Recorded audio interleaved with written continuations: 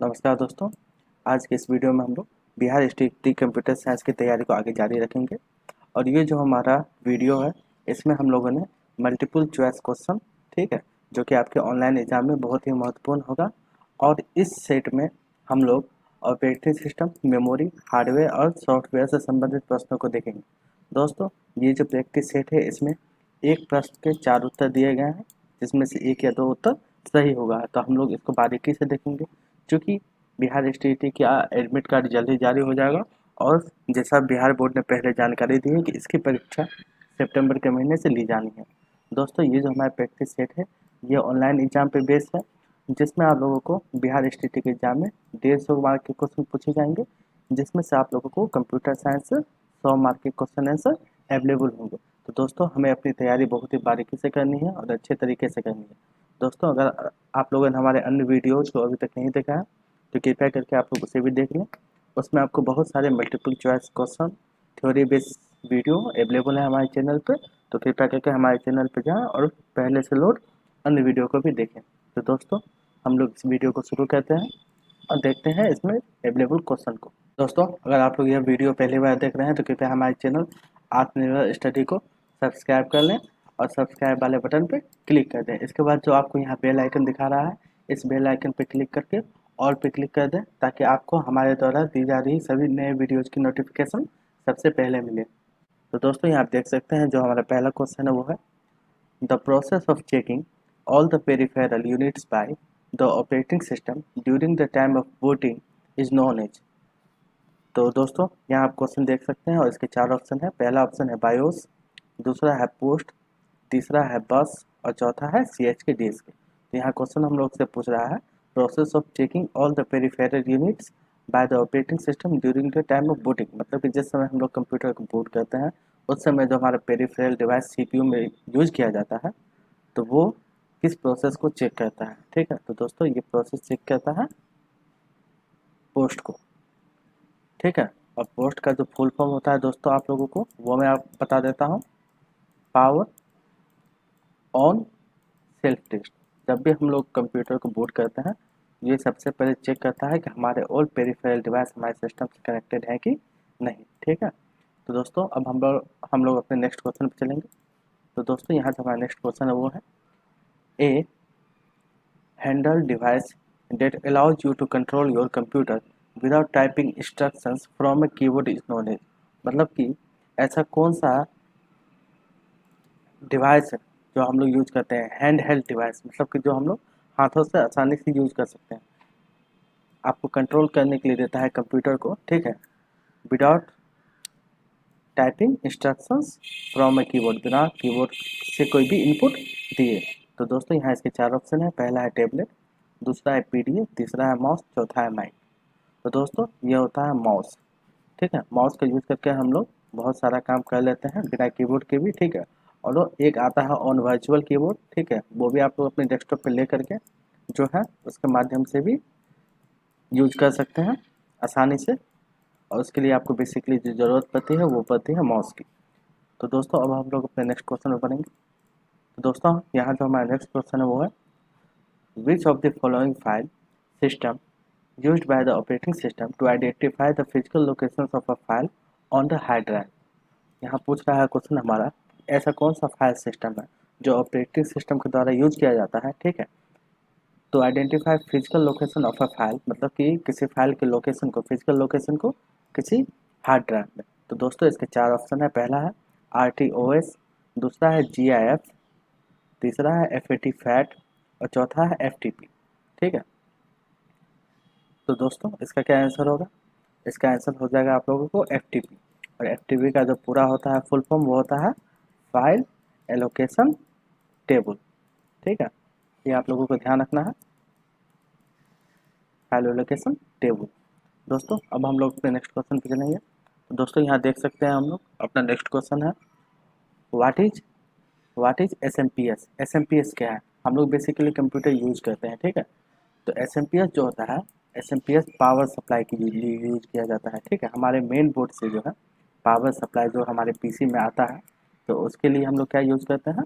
उसके लिए यूज करते हैं हम लोग SMPS। तो यहाँ पूछा जा रहा है कि SMPS का फुल फॉर्म क्या है। तो SMPS का जो दोस्तों फुल फॉर्म है उसके लिए हम इसके 4 ऑप्शन को देखेंगे। सबसे पहले तो जो हमारा पहला ऑप्शन है वो है सेटल्ड मोड पावर सप्लाई, दूसरा है स्विच मोड पावर सप्लाई, तीसरा है स्विच मोड पैकेट स्विच और चौथा है सप्लाई मोड पैकेट स्विच। तो ये तो होगा नहीं, पावर सप्लाई से संबंधित है, ये भी होगा नहीं।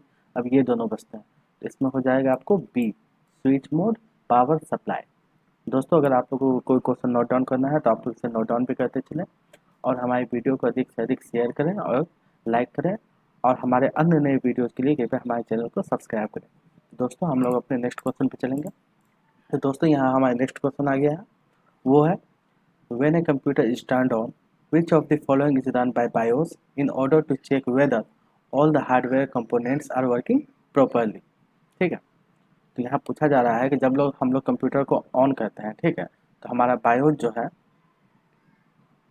बायोस, ठीक है ना, वो क्या क्या चेक करता है और किस तरह से चेक करता है ताकि हमारे कंप्यूटर में जो भी हार्डवेयर कंपोनेंट कनेक्टेड है, ठीक है, उसको किस तरह से चेक करता है बायोस। इसके 4 ऑप्शन है, पहला है बूटिंग, दूसरा है वार्म बूटिंग, तीसरा है कोल्ड बूटिंग और चौथा है पावर ऑन सेल्फ टेस्ट। तो दोस्तों इससे पहले ही हम लोगों ने एक क्वेश्चन देखा है जिसमें हम लोगों ने पावर ऑन सेल्फ टेस्ट का जिक्र किया था, तो इसे आप लोगों को ध्यान रखना है। जब भी जो है ये जो यूज किया जाता है पावर ऑन सेल्फ टेस्ट यानी कि पोस्ट, ठीक है, तो ये हमारे कंप्यूटर के जो भी बायोस फंक्शन जो होते हैं, ठीक है, जैसे हमारा मेन चीज़ क्या हो गया, कीबोर्ड हो गया, रैम हो गया, हार्ड डिस्क हो गया और जो भी हार्डवेयर डिवाइस या अन्य एक्सटर्नल डिवाइस हमारे सिस्टम से कनेक्ट रहते हैं वो इसको सबसे पहले चेक करता है जब हम लोग अपने सिस्टम को ऑन करते हैं। तो दोस्तों अब हम लोग अपने नेक्स्ट क्वेश्चन पर चलते हैं। दोस्तों यहाँ हमारा नेक्स्ट क्वेश्चन है which of the following hardware और software design to guard against unauthorised access to a computer network. मतलब यहाँ पूछा जा रहा है कि ऐसा कौन सा हार्डवेयर और सॉफ्टवेयर डिजाइन किया जाता है अनऑथराइज्ड एक्सेस से हमारे कंप्यूटर को नेटवर्क में बचाने के लिए। दोस्तों इसके 4 प्रोग्राम है, हैकर प्रूफ प्रोग्राम, इसके 4 ऑप्शन हम लोग देखते हैं। पहला है हैकर प्रूफ प्रोग्राम, दूसरा है फायरवॉल, तीसरा है हैकर रेसिस्टेंट सर्वर और चौथा है एन्क्रिप्शन सेफ वॉल। तो दोस्तों इसका आंसर क्या होगा, हम लोग जो है basically Windows operating system use करते हैं। मैक्सिमम विंडोज़ ऑपरेटिंग सिस्टम आजकल तो हर कोई यूज करते होंगे और इसके बारे में जानते होंगे। इसमें एक फायरवॉल सर्विस होता है, ठीक है, तो फायरवॉल सर्विस का क्या होता है, वो अनऑथराइज्ड एक्सेस को ही रोकने के लिए या अनऑथराइज्ड एक्सेस से ही हमारे सिस्टम को प्रिवेंट करता है, ठीक है, इसका आप लोग ध्यान रखेंगे, ठीक है।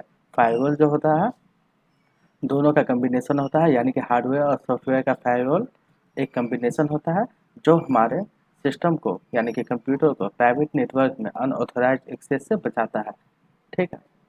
तो अब हम नेक्स्ट क्वेश्चन पे चलेंगे। दोस्तों हमारा नेक्स्ट क्वेश्चन है वो है which among the following is the first general purpose electronic computer. मतलब यहाँ पूछा जा रहा है first general purpose electronic computer कौन सा था। तो दोस्तों यहाँ इसके 4 ऑप्शन है, पहला है ईडीवैक, दूसरा है एडीवैक, तीसरा है मैक और चौथा है यूनिवैक, ठीक है ना। तो पहला क्या था एडवैक, दूसरा है एडवैक, तीसरा है मैक और चौथा है यूनिवैक। तो दोस्तों इसका जो आंसर होगा वो आप लोगों को होगा यूनिवैक। यूनिवैक जो था हमारा फर्स्ट जनरल इलेक्ट्रॉनिक कंप्यूटर था, ठीक है। अब हम लोग अपने नेक्स्ट क्वेश्चन पे चलेंगे। तो दोस्तों हमारा नेक्स्ट क्वेश्चन है वो है a device that not only provides search protection but also furnishes the computer with battery backup power during a power outage is. इसके 4 ऑप्शन है, पहला है बैटरी स्ट्रिप, दूसरा है यूपीएस, तीसरा है सर्ज स्ट्रिप और चौथा है यूएसबी, ठीक है। तो यहाँ जो हमारा क्वेश्चन पूछ रहा है वो पूछ रहा है ऐसा कौन सा डिवाइस है, ठीक है, जो प्रोवाइड करता है surge protection but also furnish the computer with battery backup. मतलब ऐसा कौन सा डिवाइस हम लोग यूज़ करते हैं जो हमारे कंप्यूटर को सर्ज प्रोटेक्शन से भी बचाता है और बैटरी बैकअप भी देता है जब हम लोग का पावर कट जाता है। पावर सप्लाई के लिए हम लोग इसको यूज करते हैं। तो दोस्तों बैटरी स्ट्रिप तो होगा नहीं, सर्च स्ट्रिप होगा नहीं, यूएसबी मतलब हो गया पेन ड्राइव वगैरह कुछ भी एक्सटर्नल डिवाइस। अब बचता है हम लोग का यूपीएस। तो यूपीएस जो होता है वो होता है अनइंटरप्टेड पावर सप्लाई। तो दोस्तों हम लोग यूपीएस का ही यूज करते हैं ताकि हम लोग किसी भी जो है मतलब कि पावर कट से कुछ देर के लिए अपने सिस्टम को यूपीएस पे चला सकें। जो लोग कंप्यूटर यूज करते होंगे ये यूपीएस के बारे में जानते होंगे। ये जो होता है इमरजेंसी पावर सप्लाई करता है, ठीक है। हमारे कंप्यूटर को। ठीक, जब भी हमारा पावर फेल हो जाता है या लाइन कट हो जाता है या किसी और कारण से हमारे लाइन में कुछ तकनीकी खराबी आ जाती है। दोस्तों अब हम लोग अपने नेक्स्ट क्वेश्चन पे चलेंगे। दोस्तों हमारा जो नेक्स्ट क्वेश्चन है वो है what is a boot strap, मतलब कि बूट स्ट्रैप क्या है। दोस्तों हम लोग इसके 4 ऑप्शन को देखेंगे। पहला ऑप्शन है ए मेमोरी डिवाइस है, दूसरा है a device to support the computer है, तीसरा है एन एरर करेक्शन टेक्निक है, चौथा है a small installation program to start up a computer. तो दोस्तों बूट स्ट्रैप जो होता है वो होता है a small installation program to start up a computer. ठीक है, तो दोस्तों अब हम लोग अपने नेक्स्ट क्वेश्चन पे चलेंगे। तो दोस्तों हमारा जो नेक्स्ट क्वेश्चन है वो है which part of the CPU coordinates all the activities of a computer system, मतलब कि सीपीयू का ऐसा कौन पार्ट है जो हमारे सीपीयू, ठीक है ना, सीपीयू का ऐसा कौन सा पार्ट है जो हमारे कंप्यूटर सिस्टम के ऑल एक्टिविटीज़ को मैनेज करता है। तो दोस्तों इसके 4 ऑप्शन दिए गए हैं यहाँ। पहला है मदरबोर्ड, दूसरा है कोऑर्डिनेशन बोर्ड, तीसरा है कंट्रोल यूनिट और चौथा होता है अरिथमेटिक लॉजिक यूनिट। तो दोस्तों इसका आंसर हो जाएगा मदरबोर्ड। ठीक है ना, मदरबोर्ड जो होता है वो सीपीयू के ऑल द एक्टिविटीज़ को कोऑर्डिनेट्स करता है। ठीक है, और ये वेरियस टाइप के जो हार्डवेयर डिवाइस हमारे सिस्टम में अटैच होते हैं वो सब कहाँ अटैच होते हैं जाकर के, वो सब बेसिकली मदरबोर्ड में ही जाके अटैच होते हैं। तो दोस्तों अब हम लोग अपने नेक्स्ट क्वेश्चन पर चलेंगे। तो दोस्तों यहाँ जो हमारा नेक्स्ट क्वेश्चन है वो है which type of system has its own programming and does not receive input, मतलब कि ऐसा कौन सा सिस्टम है जिसका अपना प्रोग्रामिंग है और वो कोड पे ही काम करता है और जो भी इनपुट लेता है वो उस प्रोग्राम के तहत लेता है। तो दोस्तों इसके 4 ऑप्शन है। पहला है एम्बेडेड कंप्यूटर, दूसरा है सुपर कंप्यूटर, तीसरा है माइक्रो कंप्यूटर और चौथा है बोथ बी एंड सी, यानी कि ये दोनों। तो दोस्तों इसका आंसर क्या होगा? तो दोस्तों इसका आंसर होगा एम्बेडेड कंप्यूटर। ठीक है ना, दोस्तों जो एम्बेडेड कंप्यूटर होता है वो कम्बिनेशन होता है कंप्यूटर हार्डवेयर सॉफ्टवेयर का। ठीक है, और ये जो होता है ये इस तरह से डिज़ाइन किया जाता है कि ये किसी स्पेसिफिक फंक्शन और specific function for larger system के लिए वर्क करता है। तो दोस्तों अब हम लोग अपने नेक्स्ट क्वेश्चन पर पढ़ेंगे। दोस्तों हमारा जो नेक्स्ट क्वेश्चन है वो है which of the following is या are file extension in DOS, मतलब कि इनमें से कौन सा फाइल एक्सटेंशन डॉस में यूज किया जाता है। तो दोस्तों पहला है EXE, दूसरा है बैट, तीसरा है कॉम और चौथा है ऑल ऑफ दिस। तो दोस्तों EXE जो होता है ये नोटपैड का फाइल एक्सटेंशन होता है। बैट हम लोग बनाते हैं किसी भी प्रोग्राम डॉस प्रोग्राम के एग्जीक्यूटेबल फाइल के लिए। कॉम होता है दोस्तों ये भी प्रोग्राम डॉस के लिए होता है, तो इसका आंसर हो जाएगा ऑल ऑफ दीज। दोस्तों अब हम लोग अपने नेक्स्ट क्वेश्चन पर बढ़ेंगे। जो दोस्तों हमारा नेक्स्ट क्वेश्चन है वो है multi user system provides cost saving for small businesses as they use a single processing unit to link several dot dot. तो दोस्तों इसके 4 ऑप्शन है। पहला है पर्सनल कंप्यूटर, दूसरा है वर्क स्टेशन, तीसरा है डंप टर्मिनल्स और चौथा है मेन फ्रेम। तो दोस्तों इसका आंसर हो जाएगा आप लोगों को, इसका आंसर दोस्तों आप लोगों को हो जाएगा डंप डंप टर्मिनल्स। ठीक है ना, डंप टर्मिनल जो होता है ये कंसिस्ट होता है बहुत सारे महंगे डिस्प्ले का, कीबोर्ड का। ठीक है, और इसमें कोई भी इंटरनल सीपीयू नहीं होता है। ठीक है, इसीलिए ये जो है कम इलेक्ट्रिसिटी पे चल जाता है, ये आप लोगों को ध्यान रखना है। तो यही यहाँ पूछा गया है provide cost saving for small businesses. ठीक है, they use a single processing unit to link several dumb terminals.